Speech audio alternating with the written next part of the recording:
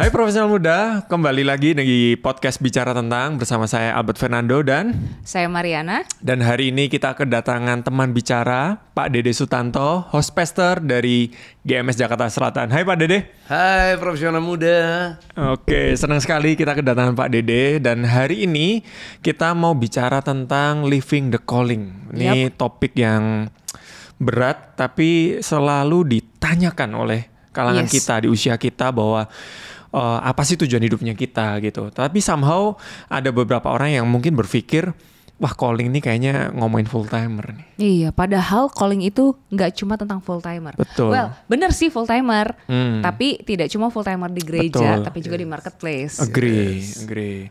Dan kita penasaran nih sama Pak Dede gitu.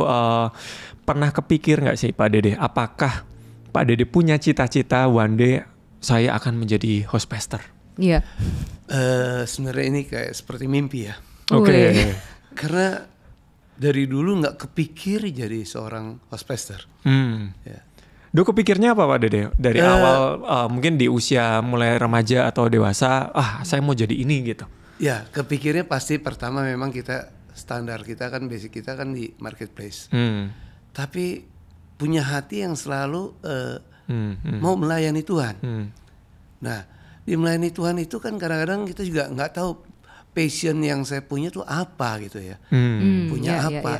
Tapi ya seiring dengan berjalannya mengikuti Tuhan, dengan seiringnya bertumbuh di dalam iman saya, melalui proses demi proses. Dari situ baru mulai saya melihat bahwa apa yang Tuhan mau tuh dalam hidup saya itu. Ceritain dong Pak, prosesnya tuh kayak gimana sih? Karena ini kan sebenarnya jadi pertanyaan banyak anak muda kan. Kayak hidup saya ini mau buat apa sih? Tuhan panggil saya untuk apa sih gitu kan. Sampai proses apa yang Bapak alami dan sampai titik, oh aku menemukan ini panggilan aku nih. Ya awal-awal memang gak tahu panggilan Tuhan tuh apa. Karena waktu dalam perjalanan itu, waktu dalam 13 tahun mungkin saya setelah bertobat, setelah terima Tuhan tuh, yang sungguh-sungguh dari ikutin Tuhan, tapi tidak konsisten lah ya ikut Tuhan itu. Bisa Senin Kamis, nanti mungkin kadang-kadang ada jadwalnya Pak ya? Iya kayak jadwalnya seminggu hilang gitu. Nah itu kan susah. Jadi waktu dalam perjalanan itu nggak punya rencana Tuhan tuh apa yang ada dalam hidup saya itu nggak tahu apa. Tapi waktu saya lewat 13 tahun itu, setelah saya menghadapi masalah di dalam perusahaan secara finansial, dari situ saya baru tahu selama 1 tahun 6 bulan itu kondisi perusahaan itu bleeding banget, artinya merugi dan tidak ada job. Dari situ baru saya mulai tahu apa yang Tuhan mau di dalam hidup saya.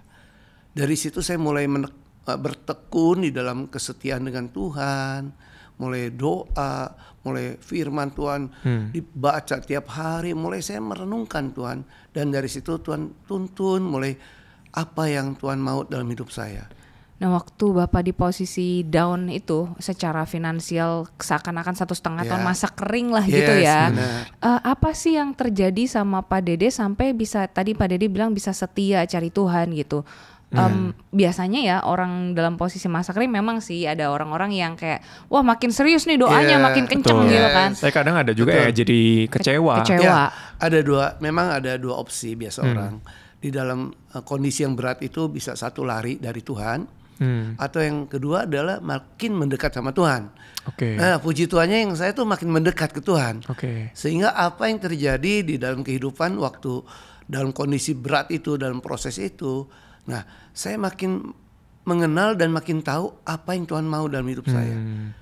Karena waktu saya berjalan dengan Tuhan, di situ saya baru lihat Tuhan maunya apa.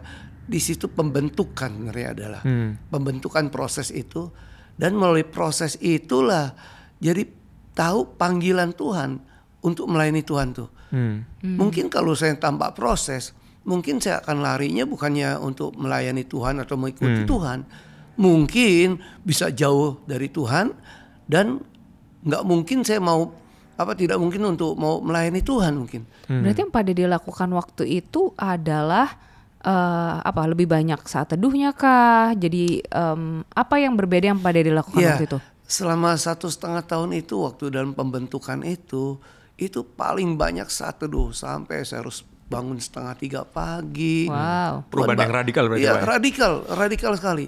Nah, dengan radikalnya itu kesetiaan, ketaatan, baru Tuhan lihatkan bahwa cara-cara Tuhan dituntun kemana saya untuk melayani Tuhan. Nah, di situ juga saya di dalam pekerjaan otomatis secara berkat juga financial mulai Tuhan buka, tapi di samping itu juga karena kesetiaan, karena Tuhan bilang setiap perkara kecil Tuhan akan berikan percaya yang besar. Jadi aku mulai taat dan setia itu selama 1,5 tahun. Jadi sebenarnya ketika Pak Dede membangun hubungan rohani dengan Tuhan, Pak Dede tuh nggak langsung dapat jawaban untuk solusi pekerjaan yang Pak Dede lagi alami dong waktu itu. Waktu itu kita nggak kepikir dari mana waktu kita mengalami masalah proses itu, tapi intinya cuma satu, saya belajar Tuhan mau saya untuk setia dan taat. Waktu setia dan taat dengan seiring berjalannya Tuhan, waktunya Tuhan ya selalu indah pada waktunya ya kalau dengan Tuhan. Tepat sekali waktunya selama 1,5 tahun. Serasa mimpi 1,5 tahun pun serasa kayaknya cuma 2 minggu atau 15 hari. Wah, ini masa kekeringan 1,5 tahun rasa 2 minggu tuh gimana ya? Biasa orang tuh ngerasanya ini kapan? Kapan berakhirnya? Dan nggak berasa itu 1,5 tahun tuh nggak berasa tertekan, sesuatu yang berat. Itu enjoy aja hidup tuh. Walaupun dengan kondisi yang cukup secara financial cukup berat. Pak Dede, aku penasaran sih. Sebenarnya what happened? Sesulit apa sih gitu? Boleh kasih gambaran nggak Pak? Ya, sesulit. Kan berarti secara background waktu itu bisnis ya Pak ya? Betul. Gitu. Betul. Secara kesulitan ya pasti banyak hal yang harus saya hadapi. Tapi satu hal, saya tidak pernah lari dengan masalah. Nah, cuman saya mungkin banyak anak-anak muda sekarang ya, kadang-kadang yang profesional muda atau bisnis anak muda punya masalah dia lari dari Tuhan. Nah, itu kuncinya adalah jangan punya masalah lari sama Tuhan. Jadi kalau kita lari, kita pasti nggak tahu panggilan kita ke depan untuk apa, rencana Tuhan untuk apa nggak tahu. Tapi kalau kita stay terus setia, sehingga Tuhan bawa dalam bisnis maupun dalam melayani Tuhan, itu yang cara-cara Tuhan bekerja di dalam setiap hidup saya. Aku tuh penasaran nih Pak, tadi kan Pak Dede mention soal kesulitan-kesulitannya. Nah, boleh kasih gambaran nggak Pak? Waktu itu kan ngerintis usaha Pak ya? Iya betul. Nah, sesulit apa sih Pak sampai di titik kayak, wah ini tuh diproses Tuhan sedemikian rupa gitu? Ya kalau saya boleh bicara, proses itu bukan, orang proses kan mungkin sampai landasan, dataran. Kalau aku sampai dataran dalam laut. Sampai dasar banget ya Pak. Dasar laut itu udah bukan di tapi biasa di dasar ketemu harta karun Pak. Wah iya. Tapi puji Tuhan, maka itu dari dasar laut itu ada harta karun dari Tuhan. Jadi pembentukan itu sampai ya jujur sampai semua kita sampai habis lah ya. Boleh katakan ada ini aset secara aset finansial. Ya, ada aset yang bisa dijual karena untuk life lah, untuk hidup ya. Dengan waktu itu di usia berapa Pak? Sorry. Saya usia waktu itu tahun 2003 ya. 2003 kurang lebih di usia hampir 40 lebih ya. 40 tahun lebih, 45. Di mana usia yang biasanya itu ditaraf cukup mapan lah ya gitu, tapi justru sampai ke dasar lautan. Betul. Terus nah penasarannya tuh di sisi once kok kita kadang di posisi kesulitan kayak gini, itu kan ya ekstrem kiri ekstrem kanan ya Pak. Kita ada di posisi yang bisa ya kecewa sama Tuhan atau tetap fight gitu sama Tuhan. Nah Pak Dede memilih untuk tetap dengar-dengar sama Tuhan, stay sama Tuhan. Apa yang dialamin gitu Pak waktu itu? Nah dengan stay dengan Tuhan terus setia, dari situ banyak dibukakan pewahyuan, pemikiran-pemikiran atau mindset yang baru. Setiap melalui proses itulah yang Tuhan bukakan cara berpikir yang baru yang dari Tuhan. Tadinya mungkin terlalu banyak pakai logika, artinya pakai kekuatan kita, kekuatan manusia. Tapi dengan masalah itu mulai dibukakan banyak hal-hal yang baru dalam hidup saya. Dan dari situ saya makin mengerti tujuannya, punya tujuan, destininya apa. Tadinya kan nggak tahu tujuan tuh hanya Ya udah usaha kerja aja. Kerja lah, cari uang gitu. Oke. Nggak tahu tujuannya kemana. Tapi dengan melalui pembentukan proses yang boleh katakan orang masuk padang gurun lah ya. Tapi dari situ akan melihat bahwa Tuhan, rencana Tuhan tuh ada di dalam setiap kita. Pak, jadi aku tuh penasaran sih. Jadi kayak moment of truth-nya, kayak Pak Dede itu mendapatkan pewahyuan lah ya, bahwa oh ini adalah callingnya saya gitu. Apa sih Pak yang sebenarnya terjadi saat itu? Ya, selama 1,5 tahun itu yang boleh katakan yang sebut masuk padang gurun itu, yang tadi saya bilang bahwa di situ akan banyak saya dirubah paradigma saya. Pertama memang. Nah, paradigma itu adalah yang Tuhan Yesus katakan bahwa Tuhan Yesus datang untuk melayani.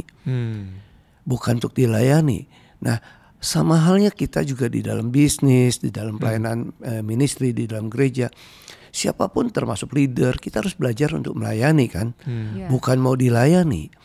Nah, dari situ dengan punya konsep yang baru, paradigma yang baru dari Tuhan. Sehingga waktu seiring berjalan dengan bisnisnya.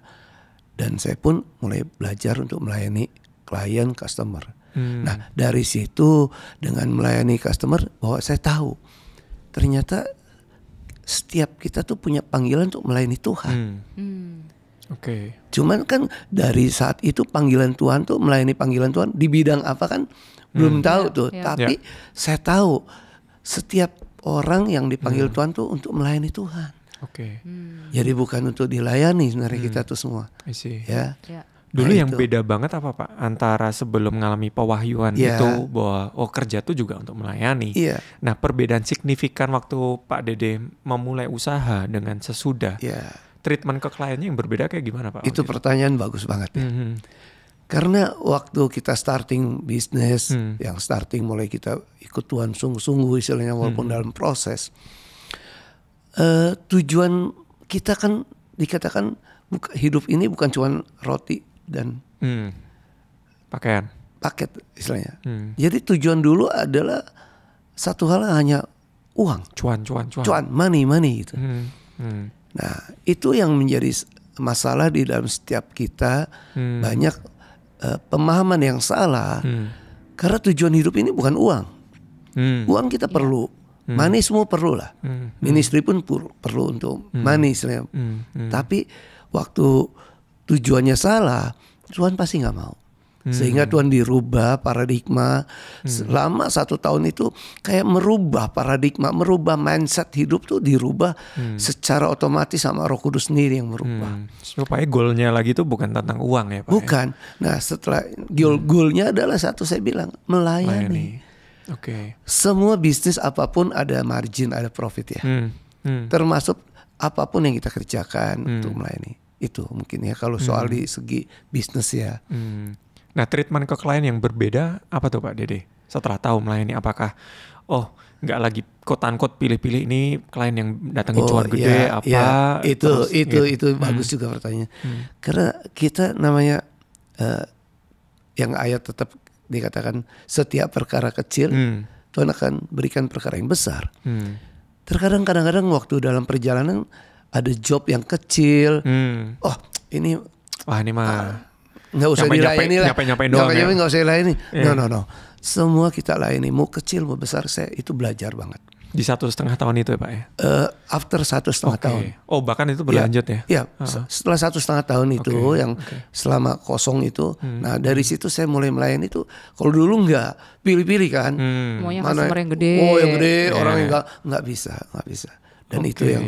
Tapi dari situ kita akan tahu seiring dengan jalannya kita untuk di dalam bawa Tuhan, itu juga Tuhan akan bawa punya kerinduan untuk melayani di dalam ministry. Itu yang luar biasa tuh Tuhan bawa tuh nggak separuh-separuh, paket lah Tuhan berikan tuh. Jadi terus ceritanya kebablasan dari momen saat itu 2003 sampai 2004 tuh. Iya, sampai 2024. Sampai 2025 sampai jadi host-pastor sekarang. Ya, puji Tuhan lah. Makin kerinduan itu makin terus ada dan nggak pernah sampai nggak on fire ya dalam hidup dengan Tuhan. Dan disclaimernya Pak Dede ini bukan full timer. Nah, betul. Ya. Gitu. Sebenarnya saya jujurnya bukan full timer memang, karena kita masih bergelut di marketplace sampai sekarang. Tapi satu hal, saya punya hati ya, full heart lah. Artinya sama Tuhan tuh udah istilahnya bisnis dengan melayani dengan di ministry itu udah nggak ada perbedaan lagi kayaknya. Betul. Nah, tapi tantangan kita di profesional muda nih Pak Dede, di posisi kita yang lagi kejar karir, kadang-kadang kita juga bertumbuh ya secara kepercayaan dan sebagainya, sehingga kita kadang ada di posisi yang perlu milih Pak. Mau effort banget di karir atau effort banget di ministry. Nah, Pak Dede ada di posisi yang dua-duanya bisa balance. Kayak gitu. Nah, ngelolanya tuh gimana Pak Dede? Itu kenapa memang kok nggak bisa? Kenapa kok bisa gitu balance dua-duanya? Gitu? Itu memang nggak mudah sih ya. Itu ada jam terbang juga pasti ya. Karena di dalam satu bisnis dan satu ministry, orang biasa anak-anak muda, biasa profesi muda, dia akan emosionalnya masih besar. On fire. Wah, dia uber terus dalam pelayanan mereka. Tapi dia lupa juga waktu dia punya keluarga, setelah married, dia juga harus mempersiapkan pekerjaan atau bisnis dia. Intinya adalah waktu balancing itu harus ada ya. Pasti nomor satu sama Tuhan. Kedua pasti di dalam pekerjaan itu jangan ditinggalkan. Ada yang orang kadang-kadang di dalam pelayanan dan dia kerja dalam satu perusahaan. Itu pernah terjadi ya. Orang kerja terus tapi dia juga pelayanan. Nah tapi dia prioritasnya gini di dalam pekerjaan. Pak, saya boleh izin nggak Pak? Izin apa? Kalau izin sakit kan orang boleh lah. Nggak Pak. Gereja. Saya ada pelayanan di gereja. Ini jam kerja kantor. Pas jam kerja. Jam kerja kantor. Waduh. Loh, saya bilang nggak bisa dong. Kan mana prioritas kamu harus tahu dong. Tuhan juga tahu. Betul. Nah itulah. Tapi kita juga nggak boleh meninggalkan pelayanan.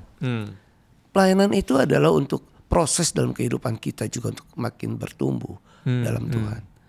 Benar, setuju. Itulah. Cuman harus ada keseimbangan intinya. Benar. Jadi kalau misalnya ibaratnya kita sebagai profesional muda, kita mau tetap excellent di dunia kerja, jadi mau nggak mau kita harus membuktikan, ada pembuktian dirinya dulu, ya kan? Nah, bagaimana caranya supaya kerjaan kita efektif, efisien, biar bisa kepegang dua-duanya nih.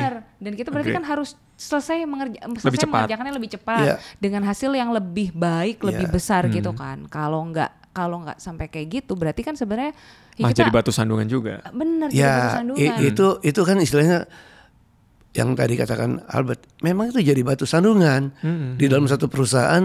Loh, Anda kan kerja nih, pasti kan prioritasnya di firman Tuhan juga katakan bahwa kamu harus tunduk pada pemimpin dong. Nah saat itu pemimpin dia itu adalah di dunia usaha itulah. Nah dengan di dalam dunia usaha itu dia juga harus taat sama pemimpin di dalam dunia usaha. Benar, dan itu tetap biblical karena kan bekerja seperti untuk Tuhan. Betul. Itu yang suka jadi masalah lah, terjadi masalah. Benar, tapi juga bukan berarti ketika kita membangun karir kita, memang kan ada ibaratnya tuh ada 10.000 jam terbang pertama adalah yang paling sulit. Betul. Karena kan mau take off dulu tuh ya Pak ya, persiapan take off kan selalu kan pesawat paling berat rasanya gitu kan. Ya mungkin itu masa-masa di mana kita mungkin harus ada pengorbanan. Ya sih Pak, jadi kayak pengorbanannya apa? Ya itu mungkin pengorbananannya me time, play time, kadang sleep time waktu tidur gitu kan, supaya kerjaan beres, padahal ya usia-usia itu kan sebenarnya usia-usia 5 tahun pertama kan usia membangun karir gitu kan. Jadi ya kalau yang lain mungkin kelihatannya enak nih, wah habis pulang kerja kemana masih bisa jalan, kita pulang kerja kemana, pelayanan, meeting, CG, KKR CG. Iya. Tapi aku keingat sih waktu tadi Pak Dede bicara tentang pelayanan tuh membentuk kita. Kayak gitu. Ternyata nggak jadi ekstrim kiri atau ekstrim kanan. Karena dulu aku ingat pertama kali saya kerja nih Pak Dede. Itu tuh saya kerja di pabrik Pak. Kerja di pabrik 12 jam. Berdiri terus Pak. Waduh. Itu tanggal merah cuman buat ganti shift. Jadi shift pagi, minggu shift kerja malam. dong? Minggu kerja. Waduh. Nah saya ada di posisi nyari gereja saat itu yang ada buat jam malamnya juga. Karena supaya bisa tetap gereja. Tapi ada di kondisi yang akhirnya nggak bisa pelayanan Pak. Karena ya jam kerjanya tuh cukup panjang. Satu sisi itu merasa jadi tumpul gitu secara kerohanian, sehingga saya coba memaksakan diri untuk tadi Cemar mention kan gimana caranya kerjanya efektif, sehingga kalaupun izin pulang tepat waktu, bukan di tengah pekerjaan ya, kok tengah pekerjaan sih agak double juga gitu ya. Bener, gitu. Nah, karena kan harus lembur-lembur tuh Pak, biasa kok di pabrik ya. Nah, waktu itu saya ke-trigger untuk gimana caranya supaya produksinya ini lebih cepat dan lain sebagainya, sehingga saya bisa pulang on time, saya bisa ngejar nih buat ikut Komsel, CG dan sebagainya.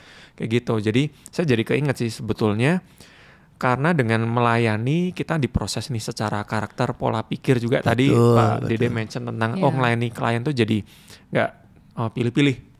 Kayak gitu, jadi value, sehingga di kerjaan pun juga jadi bisa excellent juga. Kayak gitu sih. Benar. Intinya di dalam setiap pelayanan itu pasti Tuhan punya tujuan kan dalam setiap kita. Termasuk biasanya yang dibentuk adalah karakter ya. Yes. Karakter itu adalah nomor satu.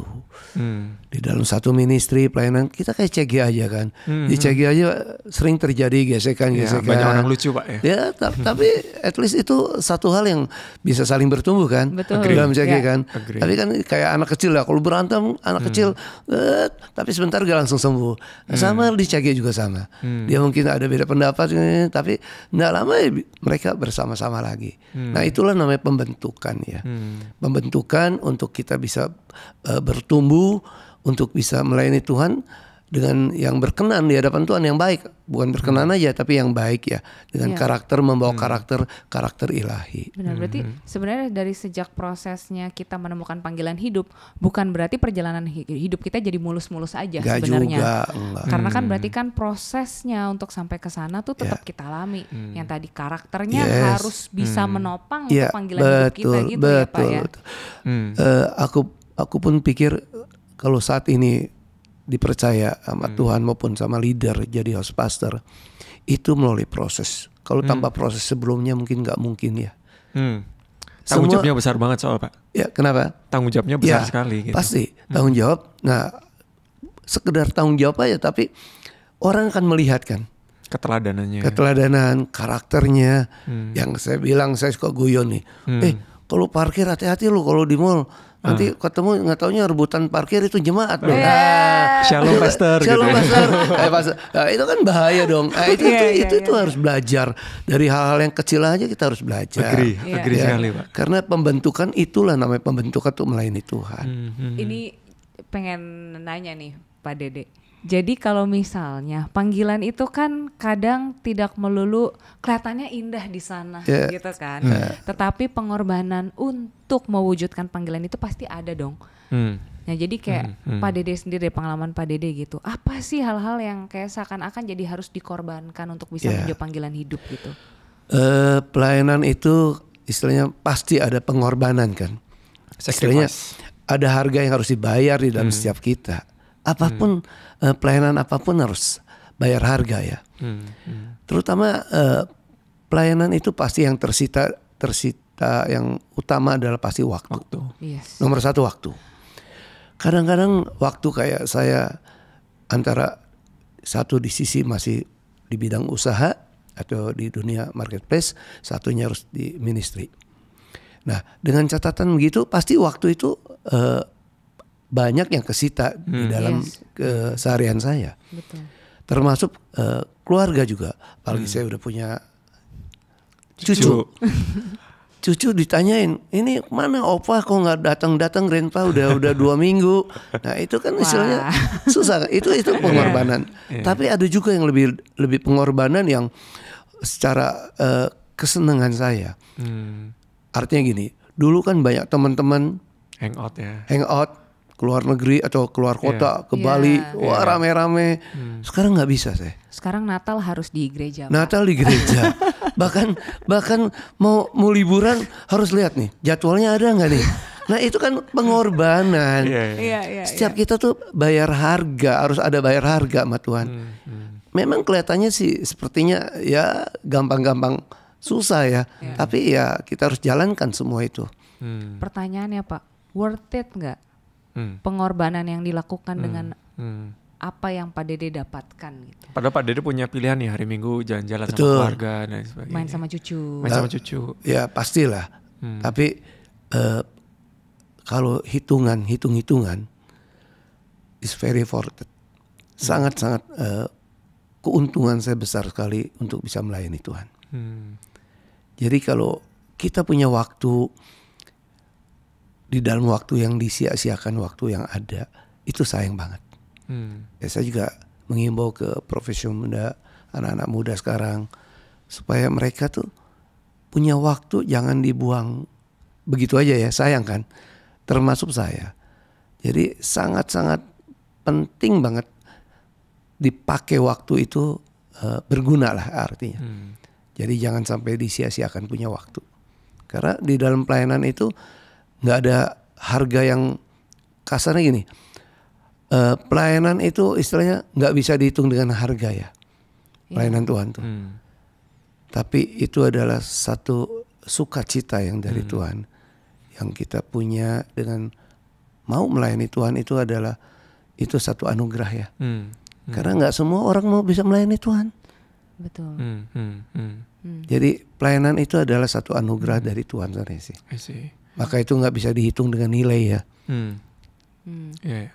Nah bicara soal calling nih Pak, kan setiap orang itu kan panggilannya apanya itu kan beda-beda ya Pak ya. Ada yang jadi host pastor, ada yang jadi ya kita di profesional dan lain sebagainya, full timer marketplace gitu. Apanya itu kan bisa beda-beda ya Pak gitu. Tetapi yang seringkali saya personal juga temui nih Pak, biasanya itu kita dipertemukan dengan orang-orang yang backgroundnya mungkin mirip-mirip sama kita nih Pak. Yeah. Nah dengan perjalanannya Pak Dede untuk bisa menghidupi callingnya Pak Dede, pastikan Pak Dede juga bertemu dengan irisan dengan orang-orang yang mungkin mirip nih Pak, yang dulunya secara kerjaan atau secara bisnis itu fokusnya cuan aja kayak gitu.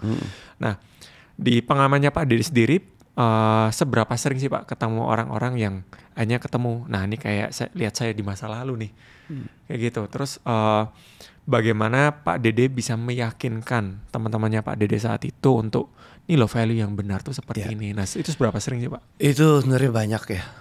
Terutama teman-teman, bahkan itu orang Kristen juga ya. Karena banyak pemikirannya itu. Kadang-kadang orang yang belum dirubah cara berpikir, mindsetnya itu, dia tujuan hidup tuh seperti nggak punya tujuan. Tujuan hidup tuh hanya money lah. Kalau nggak kaya, sukses ya populer lah. Ya gitu ya. itulah kedudukan, ya semualah itulah. Nah saya suka bilang, saya cuma satu, coba kamu masih punya kesempatan, ya kesempatan waktu yang dikasih sama Tuhan, pakai yang terbaik untuk bisa melayani Tuhan.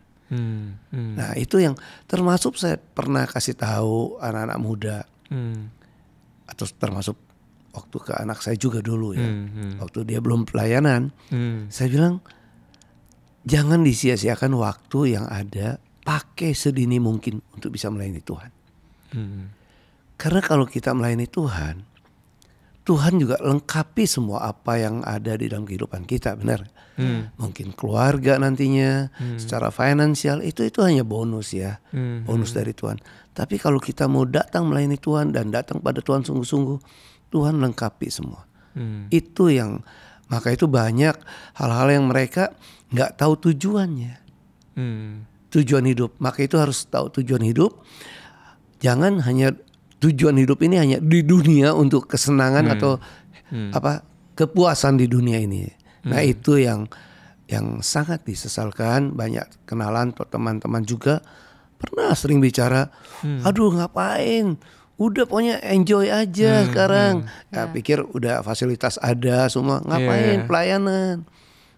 Saya bilang salah, karena kalau Anda nggak tahu panggilan, tujuan, berarti Anda nggak punya tujuan hidup, nggak punya mimpimu, mau jadi apa tujuan ke depan. Nah itu aja. Yang Pak Dede lihat ujungnya dari orang yang nggak tahu tujuan hidup itu apa Pak? Ya ujungnya dia hanya satu, dia akan mencari sampai akhir apa yang memuaskan diri. Dan itu nggak pernah ketemu Pak? Nggak pernah ketemu biasanya. Orang kaya, apapun yang secara mereka udah kaya, tetap dia akan mencari terus kan. Orang punya posisi, nggak ada formulanya, nggak ada batasnya. Nah kalau kita tahu punya tujuannya, kepuasan kita adalah bukan kepuasan secara daging kan, kepuasan batin kita, jiwa kita itu yang kita dapatkan. Sehingga sangat enjoy. Saya bilang, saya melayani Tuhan tuh enjoy sekali, nggak rasa beban. Itu yang punya sukacita. Padahal harus bayar harga dong. Datang pagi-pagi, kadang-kadang pulang sore atau malam. Pelayanan pagi, pulang malam. Kadang-kadang 1 minggu tuh bisa pelayanan 3-4 hari. Ada urusan di CG, ada urusan hal-hal yang lain. Ada orang minta pemberkatan apa. Banyak hal yang harus kita lakukan. Tapi itu satu sukacita loh. Ya, kita nggak lihat dari sudut materi atau kehidupan dengan dunia. Aku tuh penasaran sih, kalau misalnya nih Pak, ketika pertama kali kita tahu nih panggilan hidup, apalagi tadi Pak Dede bilang, ternyata hidup kita tuh nggak jauh-jauh dari namanya melayani ya Pak ya gitu kan. Mungkin gak sih Tuhan tuh punya second best plan, misalnya first plan-nya, rencana pertama Tuhan buat hidup kita. Wah, pelayanan berat nih kayaknya yang ini nih. Tidak ingin berkorban, tidak ingin mengorbankan waktu, kesenangan pribadinya gitu kan.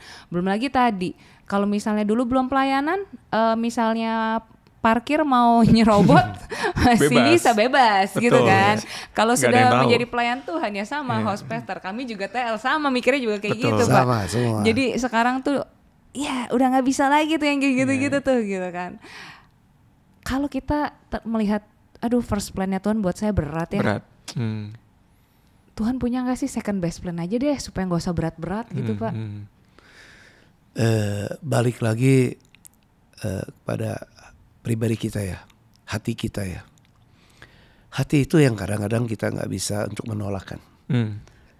Kayak orang mungkin second plan-nya lagi lah, yang lebih mudah lah. Kalau bisa jangan yang terlalu berat lah. Aduh, udah pokoknya kalau bisa udah kan sama aja. Gini juga, yang penting minggu ibadah ikut CG gitu. Jadi jemaat yang setia. Orang baik. Baiklah. Yang penting absen CG lengkap aja. Tapi itu balik lagi kepada hati ya, hati dan calling kita. Kalau udah Tuhan panggil, itu tuh nggak bisa. Seperti orang tanda kutip kayak orang didorong lah ya, tapi dorong untuk kebaikan Tuhan, kebaikan kita, didorong masuk, dicemplungin lah, kayak cemplungin lah, jongkrak no kok istilahnya GMS. Betul, dijongkrak lah, jongkrak tapi tujuannya adalah sangat baik.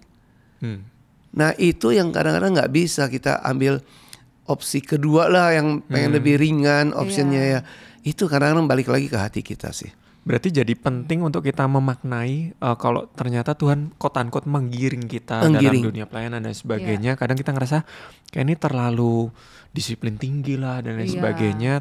Kita jadi penting gitu untuk memaknai sebenarnya Tuhan tuh perlu membangun karakternya kita untuk siap pada calling yang akan Tuhan percayakan gitu ya. Benar. Dan kalau yang aku tangkap juga, kadang-kadang kesulitan hidup yang kita, tekanan hidup, kesulitan yang kita hadapi, kadang-kadang itu kita mikirnya itu adalah masalah.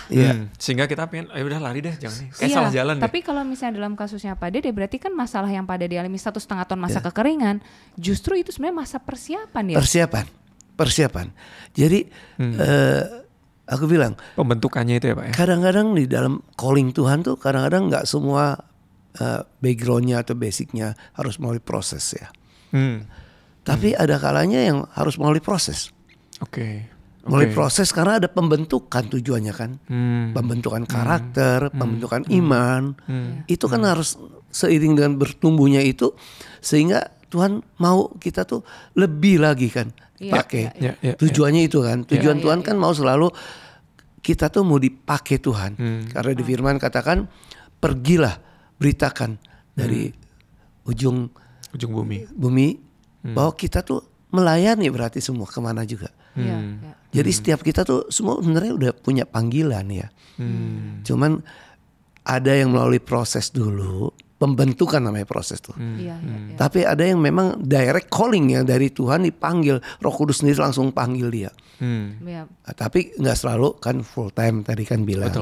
Panggilan Tuhan tuh nggak, pelayanan Tuhan tuh nggak selalu dalam full time. Tapi selalu berjalan beriringan antara panggilan dengan persiapan tadi itu Pak. Itu karena persiapan itu sebenarnya yang pembentukan sebenarnya. Orang kan untuk jadi sesuatu ada proses pembentukan. Iya. Nggak ada yang sesuatu yang langsung jadi. Iya. Nah, di dalam melayani Tuhan pun sama. Panggilan itu harus ada satu proses, di dalam perjalanan ada satu pembentukan sampai dia jadi.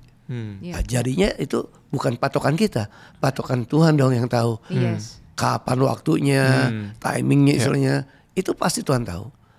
Nah, itu yang indah tuh di dalam pembentukan. Kalau kita mau mengikuti sampai jadi lah bahasanya, jadi pembentukan itu yang indah banget.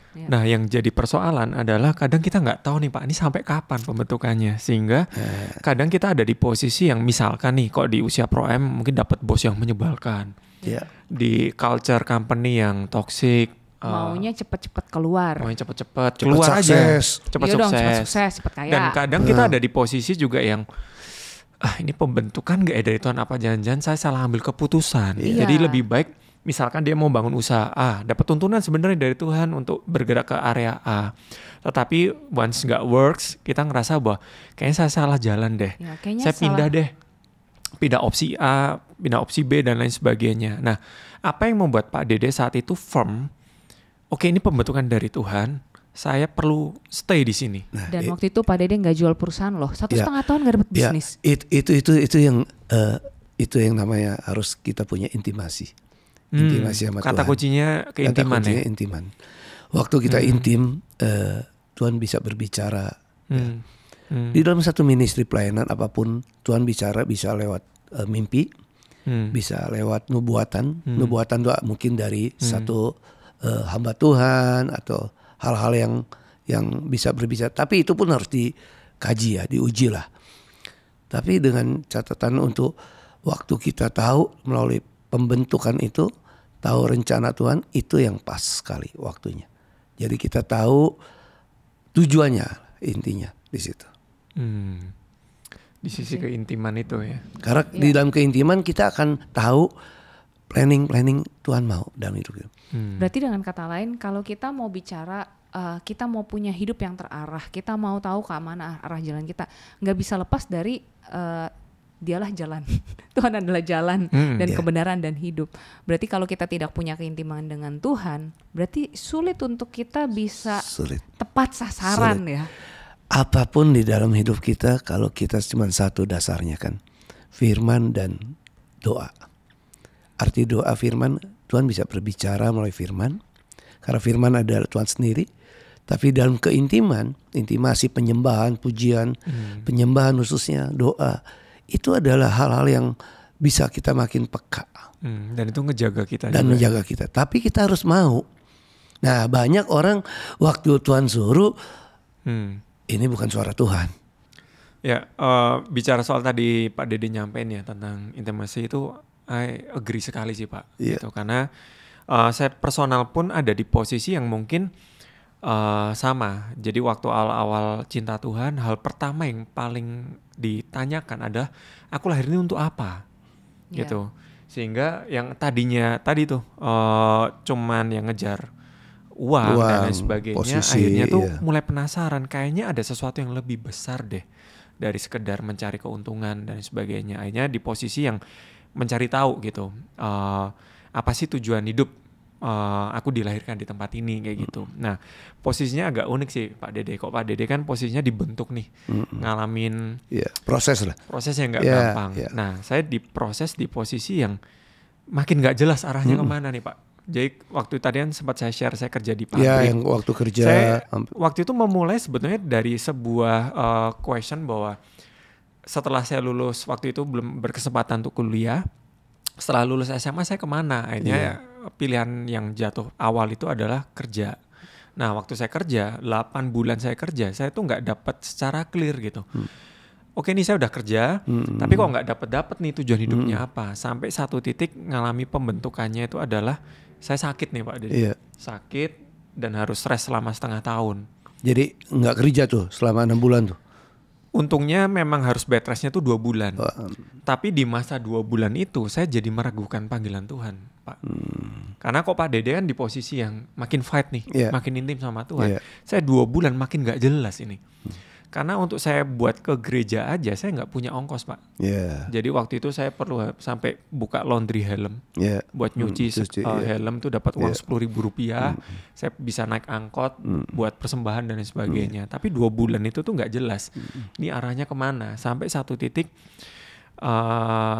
di momen saya tuh menemukan posisinya itu lagi nyetrika baju, Pak. Gitu, lagi nyetrika baju. Jadi bukan posisi yang lagi rohani. Lagi berdoa.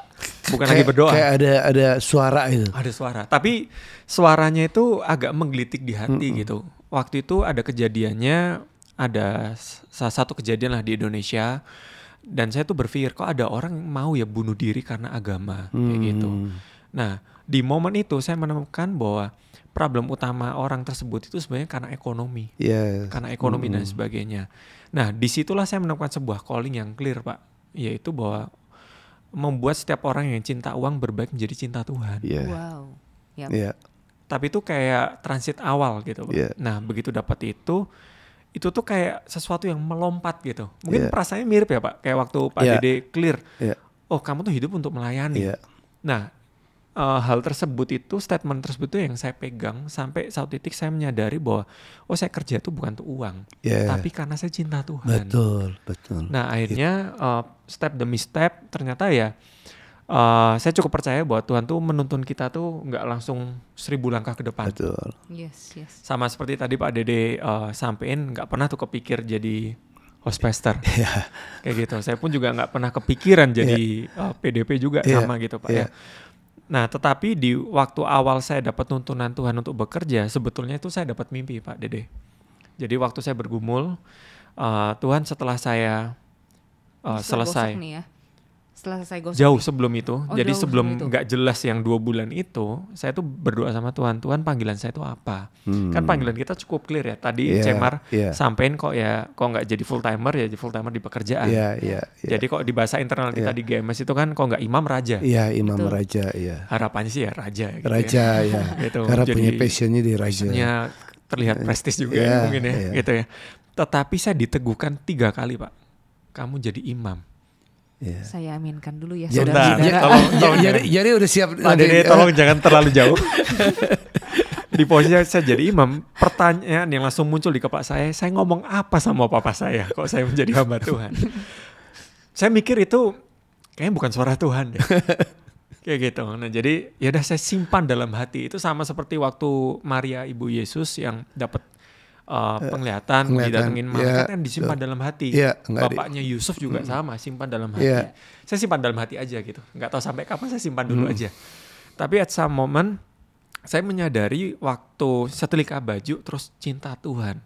Kebayang saya, ini saya harus khotbah atau apa untuk membuat orang yang cinta uang jadi cinta Tuhan.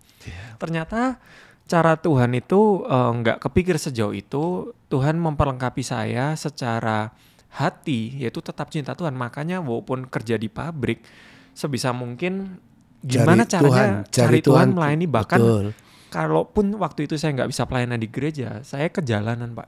Betul. Saya nyari orang yang bannya bocor.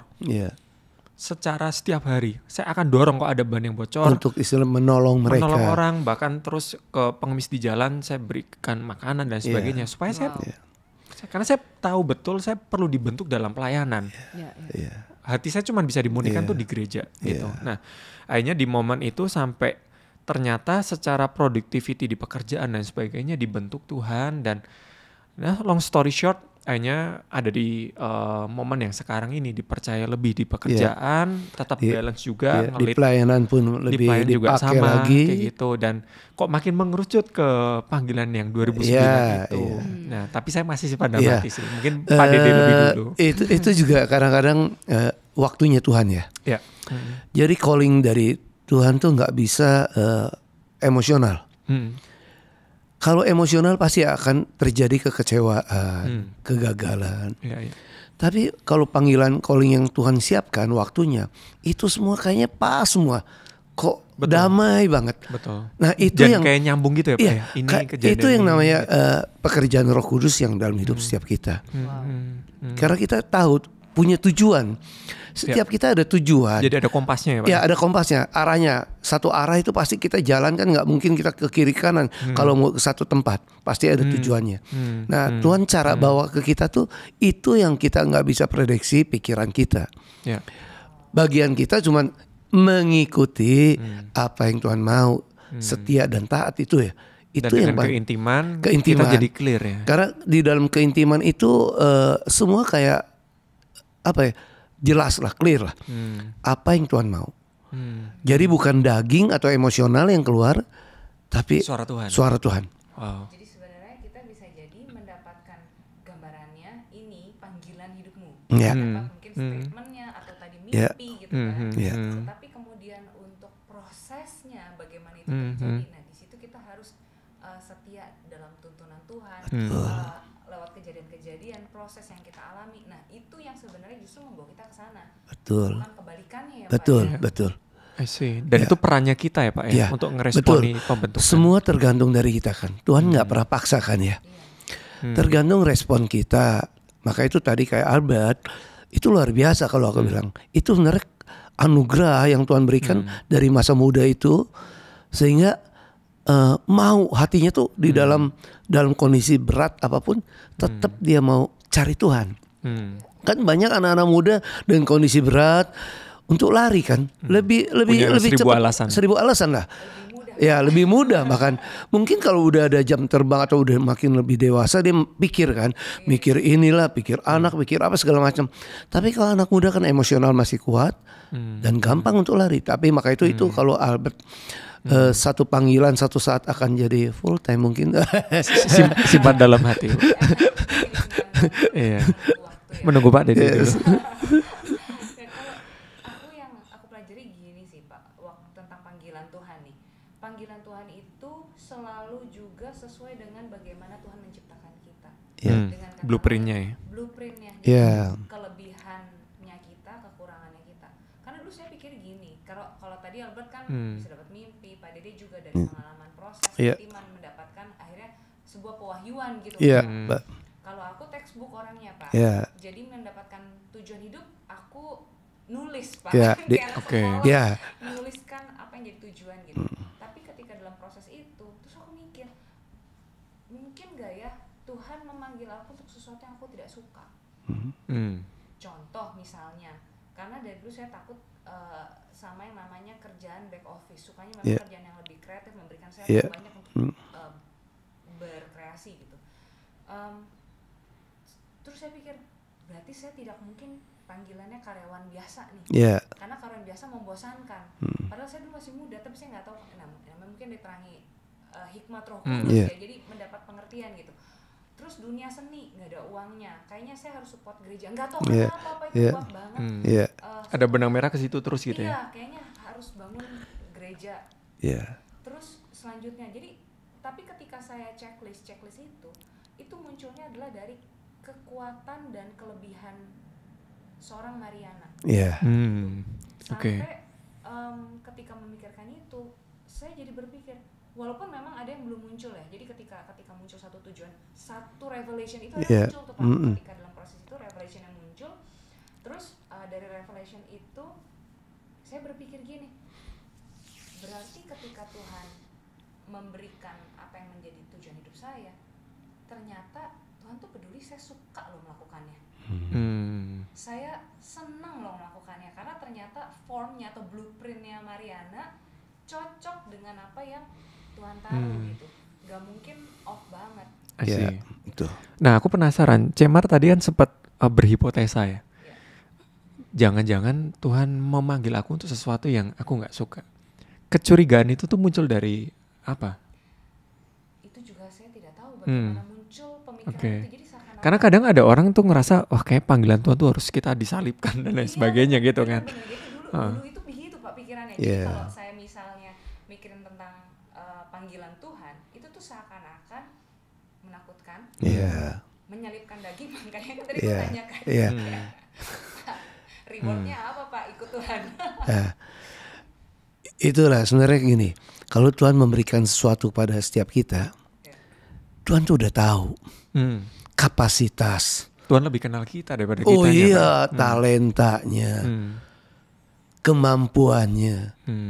Nggak ada Tuhan tuh kasih sesuatu di luar batas kemampuan kita atau kapasitas kita. Benar nggak? Nggak mungkin. Nah makanya itu istilahnya hanya mungkin pikiran kita yang menjadi mematok untuk, aduh, aku mampu nggak ya? Aku bisa nggak ya? Aku berat nggak nanti nih? Nah itu hanya pemikiran dari kita. Tuhan lebih tahu dari kita.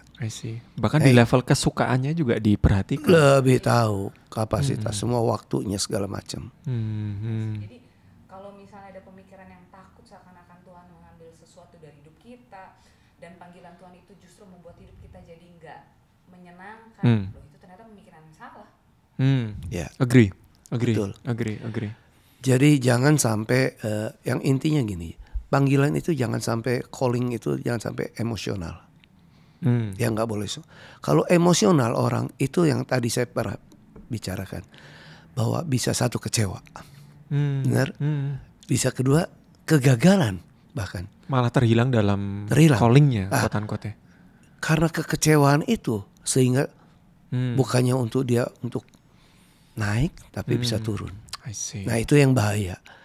Maka itu calling Allah. Berarti kita perlu uji sekali ya Pak. Betul. Apakah kita di drive emosional. Maka itu terkadang banyak hal yang di dalam ministry pelayanan itu dia banyaknya dengan pakai emosional. Nah, contoh gini deh. Aku waktu lihat dari CGL waktu itu banyak yang minta ngotot pengen jadi CGL. Wah luar biasa. Saya mau jemaatnya seperti itu.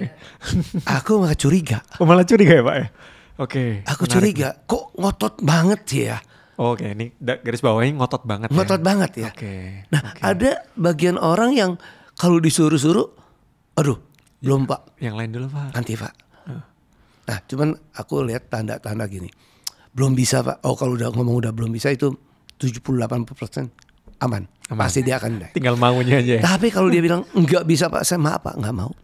Wah itu berat. Nah tapi kalau di dalam pelayanan pun sama. Kalau dia ngotot itu terkadang enggak selalu positif.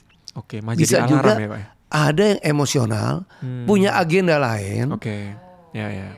Nah itu, tapi yang kita dorong pasti dia enggak punya agenda. Lebih murni. Tapi nggak selalu ya. Yang ngotot memang dia punya hati untuk melayani. Itulah beda. Jadi panggilan tuh variabel ya di dalam setiap mengikuti. Dan itu perlu diuji Pak ya. Perlu diuji. Ya. Tapi setiap kita kalau panggilan kita, kalau tadi saya bilang balik lagi ke intimasi. Kalau kita tahu Tuhan mau apa, itu lebih clean, lebih jelas. Jadi kok bisa disimpulkan bahwa ya setiap orang punya panggilan Tuhan. Iya. Dan kemudian ada cara di mana Tuhan memanggil dengan proses, ada juga yang memang ya orang calling langsung sehingga ya langsung gitu. Itu clear. Anugerah lah, anugerah yang kasih karunia lah. Ya. Nah di sisi kok kita ada di posisi orang yang perlu diproses sama Tuhan, ya kita perlu punya keintiman, perlu tahu oh aku harus stay atau seperti apa kesetiaannya. Ikut tuh sampai jadi. Karena aku bilang tadi pembentukan itu ada sesuatu yang harus lewat proses. Proses sehingga dia pembentukan itu sampai jadi. Iya. Dan itu diperuntukkan untuk kita ready waktu calling itu tiba ya Pak. Ya? Karena kalau enggak kita justru malah bisa terhilang. Dan satu yang saya mungkin sampaikan. Kalau ada waktunya kairos ya. Kairos Allah untuk setiap kita. Jangan kita tinggalkan. Atau jangan kita tolak. Terkadang banyak hal dalam setiap kita. Kairosnya Allah, Tuhan udah siapin buat kita. Terkadang kita masih lengah. Aku masih aku masih harus sibuk ini, aku masih lebih suka ini, suka hal-hal mungkin dari. Sekhawatir apapun kita, kok kita tahu dengan betul itu kairos Tuhan, believe aja. Believe. Itu yang paling. Terkadang kalau lewat kairos Allah, sayang. Movementnya Allah tuh jangan sampai dilepas. Apapun di dalam pelayanan kita, di dalam bidang apapun. Jangan. Nah banyak hal-hal yang orang masih berpikir nantilah aku masih belum waktunya, masih banyak waktu buat sesuatu yang lain. Nah sayang. Nah itu prinsip saya sih pada kairos itu harus diambil. Luar biasa banget pembicaraan kita hari ini tentang panggilan hidup. Pak Tidak seseram itu. Iya, tidak seseram itu dan juga tidak se-absurd itu. Yes. Tidak. Berarti Very clear. itu dekat dan sebenarnya memang jangan-jangan itu sudah dalam bentuk format blueprint. Formatnya ya sudah ada semua. Iya, dan kalau aku quote tadi boleh aku quote panggilan itu ternyata mendatangkan sukacita dan kepuasan. Yes, itu Fulfillment. betul. Fulfillment. Fulfillment, betul. Benar. Jadi kita berharap teman-teman Pro M Yeah. mendapatkan waktu juga untuk mendapatkan the revelation of truth-nya kalian, yaitu untuk mendapatkan apa yang menjadi panggilan hidup kalian. Dan kalau dari tadi Pak Dede cerita berarti intimacy with God is important. Tapi yang kedua nih, kalau aku menemukan kesamaannya dari ceritanya Pak Dede, panggilan hidup Pak Dede, Albert, termasuk juga panggilan Tuhan buat hidup saya gitu. Ternyata panggilan hidup itu is never selfish, nggak pernah egois, tentang cuma orang tentang lain. diri kita sendiri. Betul. Melayani, membuat orang berbalik mencintai Tuhan. Dan aku sendiri juga sama untuk membangun gereja. Jadi sebenarnya kalau kita lihat panggilan hidup itu selalu melibatkan banyak orang. Yeah. Di depan banyak orang buat hidup kita gitu. Justru ketika kita melihat panggilan hidup itu jangan cuma untuk diri kita sendiri. Mungkin itu cita-cita aja kali ya untuk pekerjaan gitu, tetapi bukan tentang makna Tujuan, bukan tujuannya. Kenapa kita ada di dalam dunia ini. Jadi kami berdoa supaya pembahasan kami malam hari ini memberkati teman-teman Pro M dan membantu kalian untuk menemukan tujuan hidup kalian, dan yang sudah menemukan tujuan hidup kalian firm untuk bergerak di dalam rencana Allah. Amin. Amin. Amin. Thank you for watching dan sampai jumpa di episode selanjutnya. Bye bye. Bye bye. Bye bye. Bless you.